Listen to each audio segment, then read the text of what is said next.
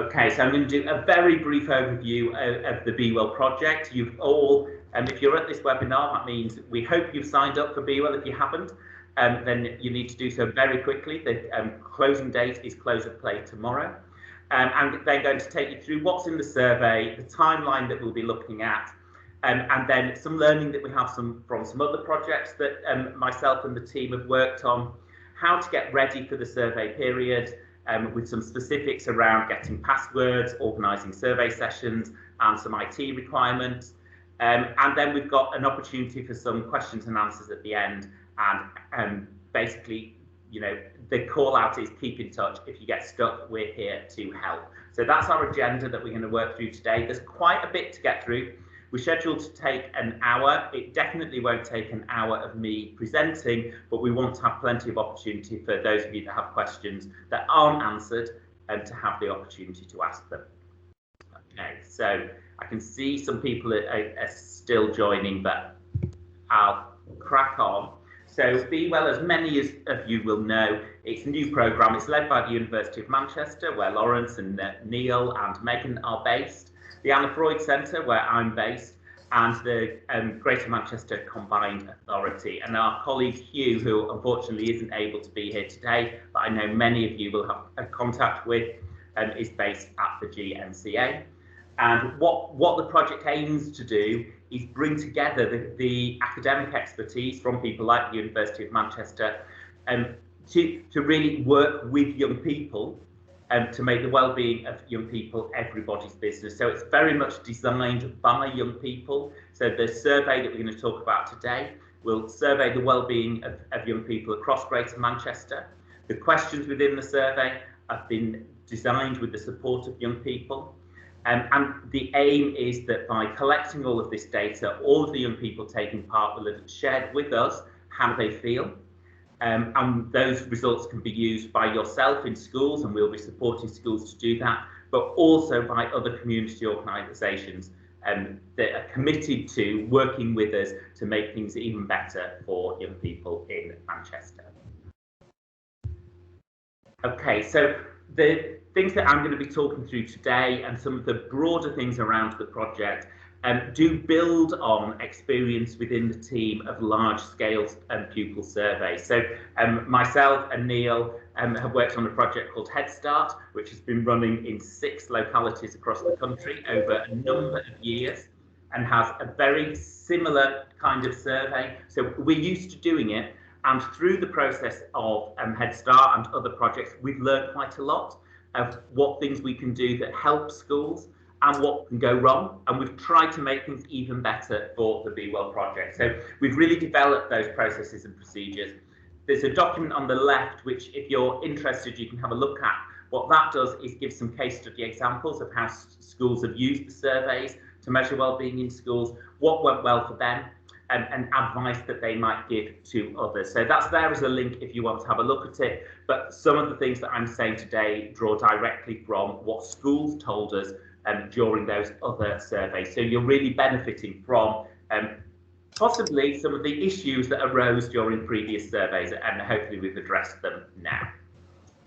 So in terms of the timeline, what we're going to be focusing on today is kind of the middle part of this timeline. You should have seen this timeline already. Your school should have been sent a welcome pack. If you haven't, drop your name of your school in the chat and we can get one sent to you. And within the welcome pack, that takes through from your school registering to the point where you'll receive your report. But today, what we're focusing on is that period of time that we're about to enter, which is getting ready to do the survey, doing the survey, and then getting to the end of that survey window, which ends at the end of November. So that's where we're focusing on. We'll be talking about the things that you will need to do in school and giving you some ideas as to how to do that so it runs as smoothly as possible, and also giving you some background as to what we'll be doing and what you can expect from us as we go. So we're really focusing on that period that we're approaching, that October, November time. Okay, so the survey, there are different versions of the survey, but the majority of children and young people will be taking what we call the standard survey. It's done electronically. It's done on a platform called Qualtrics, which I'll talk to you a little bit more about as we go through. And if you've got questions about that platform, then either Neil or Lawrence will be able to answer those questions. There are adapted versions for non-mainstream settings.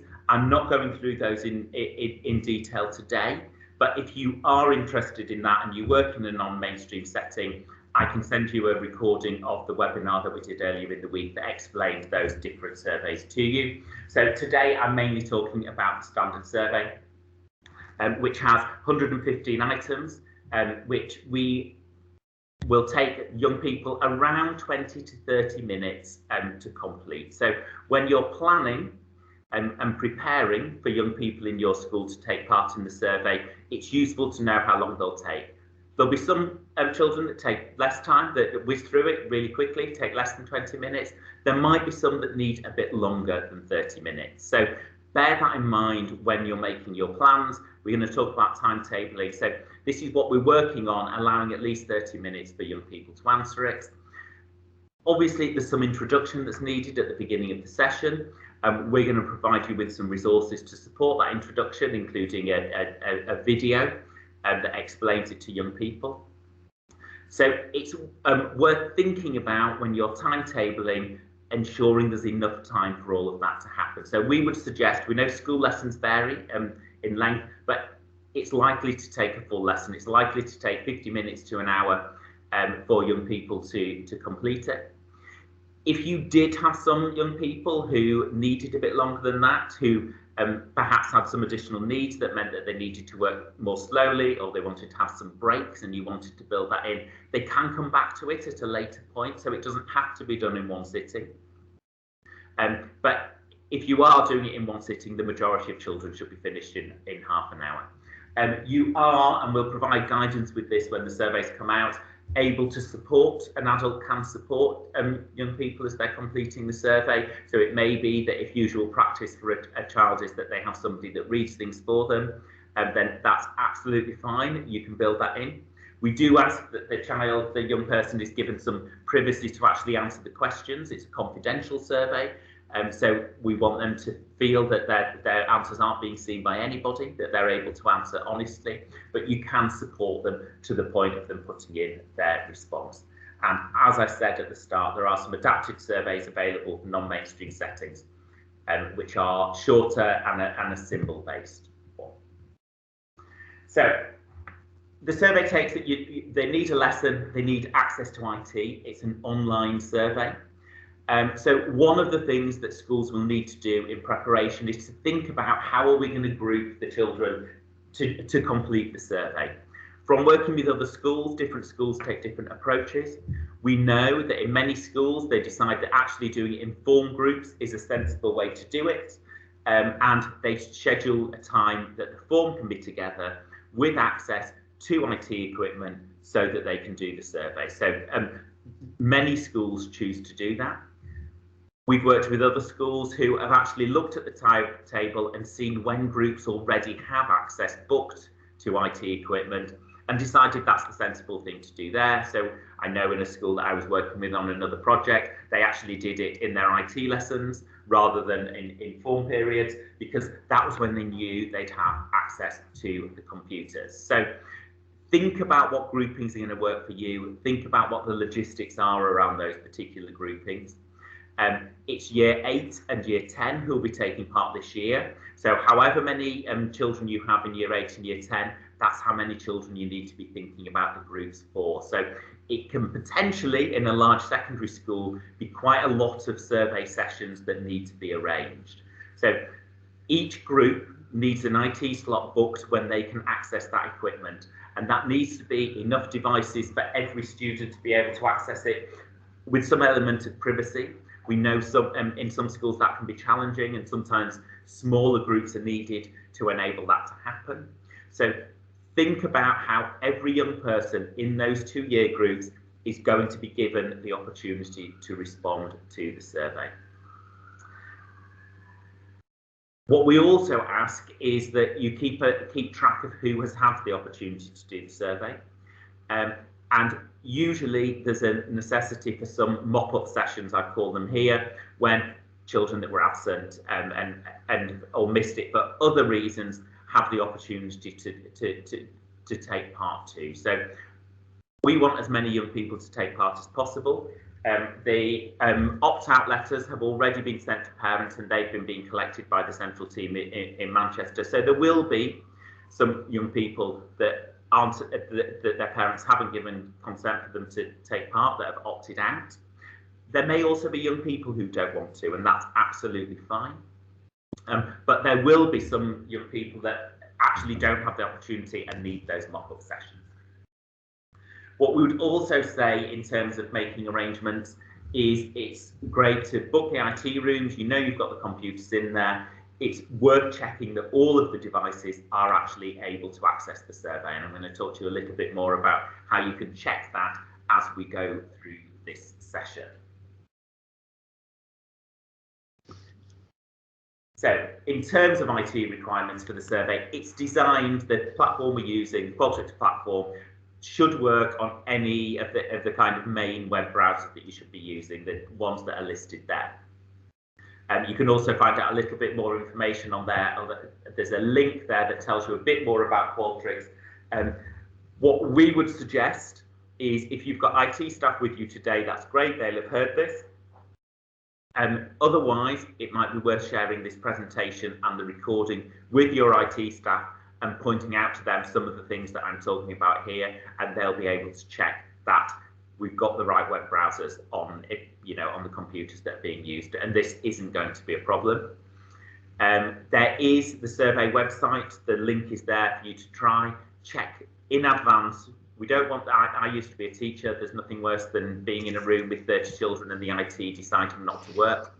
Check that the survey website's accessible, and you may want to look at the test survey as well. Check that's working too, so that once the children are in the room ready to do their survey, we've minimised the chance of anything going wrong. If in your preparation for this you find that you can't access the survey, it's likely to be because you're at either school level, or sometimes this works across groups of schools or across local authorities, that for some reason there's a setting that has blacklisted the Qualtrics website. And this happens pretty regularly. Those of you that work in schools know that there are often sites that can't be accessed. So it's worth checking this now to see whether there's a process you need to go through to make sure that that's freed up and it's opened and it's clear that that's a safe site that is okay to access from your school system. And your IT support staff should be able to advise that. Sometimes it takes a little bit of time to get that sorted out, which is why we're sharing the link with you now. And so have a go and check that you're able to access it and it's not going to be a problem. Again, IT staff, admin staff should be able to support with that if you have any problems. Okay, so that's some of the preparation that you can do. The way that the surveys work is every young person who's taking part has an individual password. The format of the password is it's 4 digits and then 4 letters. So it's unique to them. So what the central team will do, what Lawrence and the team will do, will send the passwords for all of the young people in your school to you as an encrypted file. So that will list every pupil in the 2-year groups that have been identified. So once you receive that list, you will know what groups you've chosen to survey in. You might have chosen form groups, you might have chosen some other group. So once you've received it, you'll need to organise that into survey groups so that you can share them with the member of staff that will be leading the survey in that particular classroom. And the passwords will all have the same format, so it should be relatively easy to recognise, and you can say that to the young people, this is your password, it's 4 digits followed by 4 letters. We're going to talk to you a little bit about the encryption of the file in a moment. And we've got some test files that you'll be able to use to do that. So those pupil lists will be sent to you in advance, and they're being prepared, hopefully as we speak, in advance of the survey window, which opens at the beginning of October. Okay, so the passwords will be sent using an encrypted, so there'll be a password that protects it, what's called a 7-zip file. And to access that file, you'll need some specific software on your computer. It's pretty standard. It may well be already downloaded onto the computer that you're working with. If not, your IT might be able to support you with it. And then you'll require a password to get into that. And the process for getting that password is that you'll give us a call. So the central BeWell team will be there to pick up the phone and tell you what your password is. So that's the most secure way that we can do it, rather than putting a password in an email or whatever. There'll be a number of different phone numbers that you can ring. We'll ensure that, you know, if somebody's not sitting at their desk, it's diverted to a mobile, and we've got lots of people who will be able to give you that password, so you won't be waiting around. But you will, the person who receives that will need to ring up and get that password.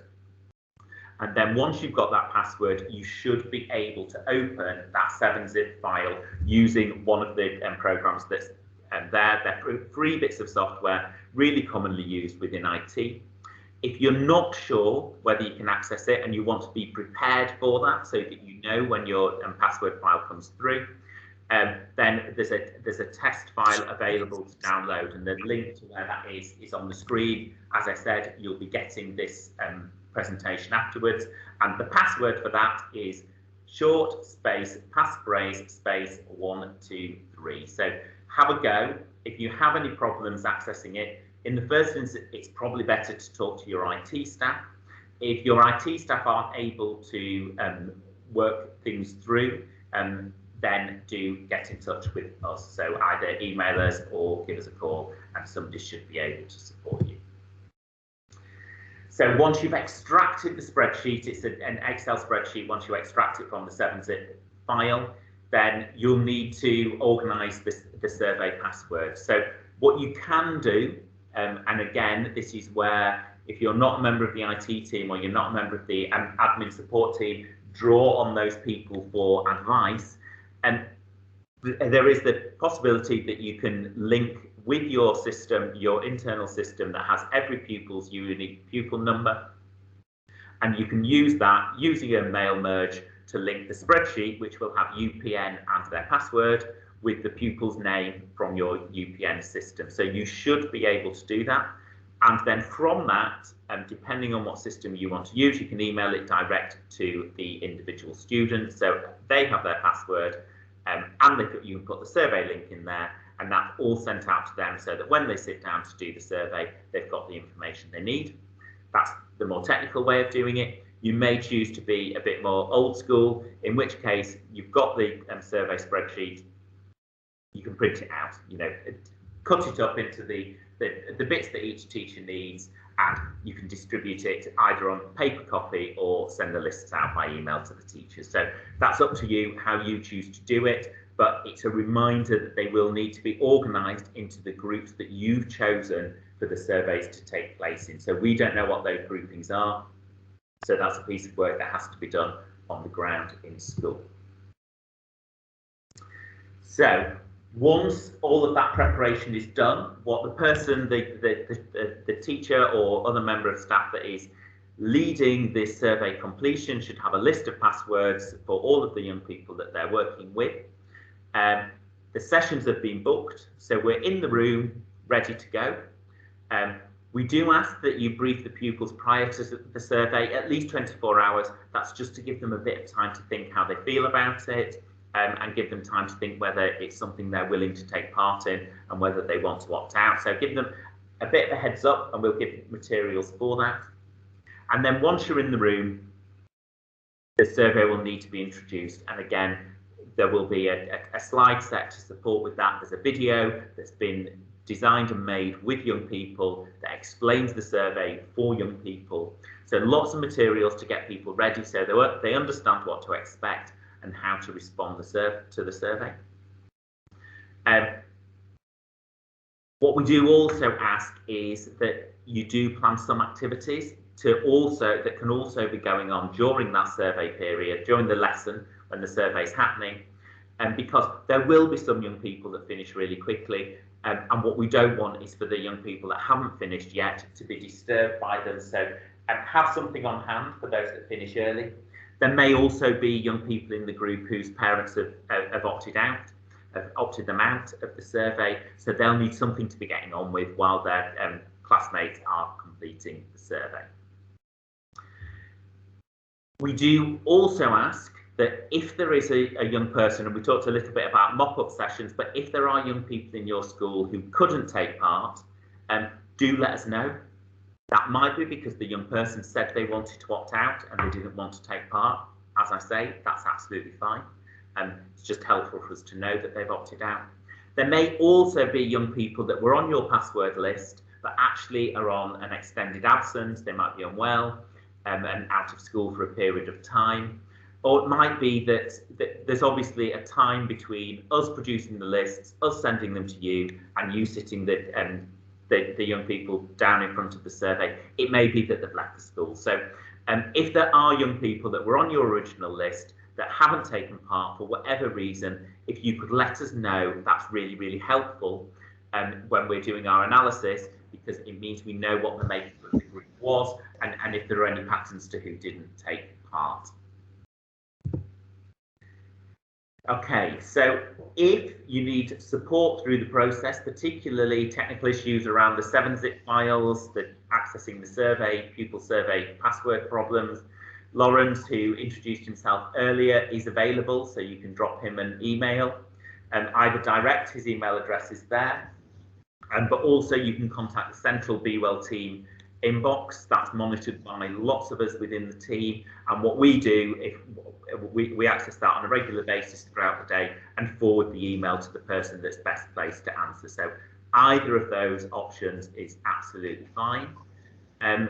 What we do say is copy in your IT support staff to emails if you can. We find that that can be really helpful in answering the questions, because it may be that what Lawrence comes back with is something that's quite technical, and actually by copying in the IT support staff, somebody in IT support can say, yeah, I know exactly what that means, and we're not then having to go through lots of different people and having to translate it, and we know that those kind of messages can sometimes get a bit lost in translation before they get to the right people. So do copy in the IT support staff when you're contacting us if you're having some technical issues.